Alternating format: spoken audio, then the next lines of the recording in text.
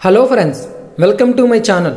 ప్రియదర్శి, నభా నటేష్ జెండగా నటించిన చిత్రమే డార్లింగ్. ఈ మూవీ ఈ రోజే థియేటర్లోకి వచ్చింది. మరి ఈ మూవీ రివ్యూ చూసేద్దాం. ప్రియదర్శి పెళ్లి చేసుకుని భార్యను హనీమూన్కి ప్యారిస్ తీసుకువెళ్లాలనే ధ్యేయంతో పెరిగి పెద్దవుతాడు. తల్లిదండ్రులు చూపించిన అనన్య నాగళ్లతో పెళ్లికి రెడీ అవుతాడు. కానీ ఈమె ప్రేమించిన వాడితో వెళ్ళిపోతుంది. పెళ్లి పెటాకులైందన్న బాధతో ప్రియదర్శి ఆత్మహత్య చేసుకోవాలనుకుంటాడు. సరిగ్గా అదే టైంలో నభా నటేష్ కలుస్తుంది. కలిసిన కొన్ని గంటల్లోనే ఈమెను పెళ్లి చేసుకుంటాడు ప్రియదర్శి. ఇంతకీ ఆమె ఎవరు అనేదే మిగతా స్టోరీ. కథ విషయానికి వస్తే, ఒకే మనిషి ఒక్కో సమయంలో ఒక్కోలా ప్రవర్తించడం, దీన్నే స్ప్లిట్ పర్సనాలిటీ డిజార్డర్ అంటారు. ఒకవేళ ఇలాంటి స్ప్లిట్ పర్సనాలిటీ అమ్మాయికి ఉంటే ఎలా ఉంటుంది అనేదే డార్లింగ్ సినిమా.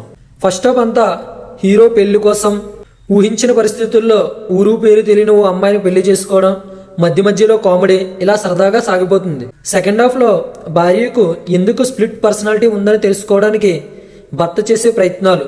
మొదట్లో కామెడీగా ఉండే సినిమా చివరిలో ఎమోషనల్ గా ఎందుకు ఎండ కావాల్సి వచ్చిందనేది మూవీ చూసి తెలుసుకోవాలి. స్టోరీ పరంగా ఇది మంచి లైనే, కానీ డైరెక్టర్ చాలా సార్లు తడబడ్డాడు. స్ప్లిట్ పర్సనాలిటీ అని ఫస్ట్ హాఫ్ అంతా నవ్వించాడు, కానీ సెకండ్ హాఫ్ లో ఇది సరిగ్గా వర్కౌట్ కాలేదు.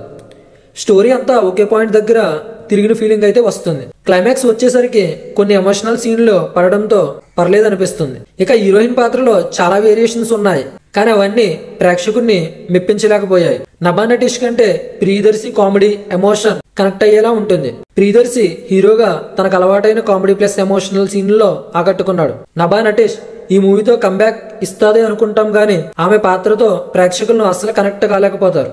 మొత్తానికి స్ప్లిట్ పర్సనాలిటీ అంటూ వచ్చిన డార్లింగ్ మూవీ ప్రేక్షకులను అంతగా మెప్పించలేకపోయింది.